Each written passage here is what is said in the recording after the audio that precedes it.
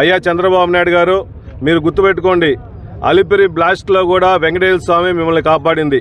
అటువంటి వెంకటేశ్వర స్వామి మీద మీరు కూడా ఆరాధ్య దైవంగా పూజించే వెంకటేశ్వర స్వామి మీద వెంకటేశ్వర స్వామి ప్రసాదంలో లడ్డూలో నెయ్యి కలిసిందని చెప్పి అసత్య ప్రచారం చేయడం నిజంగా చాలా బాధాకరంగా ఉందని చెప్పి సభాముఖంగా తెలియజేస్తున్నా. అదేవిధంగా సనాతన ధర్మం అని చెప్పుకునే పవన్ కళ్యాణ్ గారు మడిగడతాడు, డ్రెస్సులు మారుస్తాడు, కలర్ కలర్ డ్రెస్సులు వేస్తుంటాడు, వేషాలు వేస్తుంటాడు. ఈరోజు ఏమయ్యావయ్యా పవన్ కళ్యాణ్ గారు?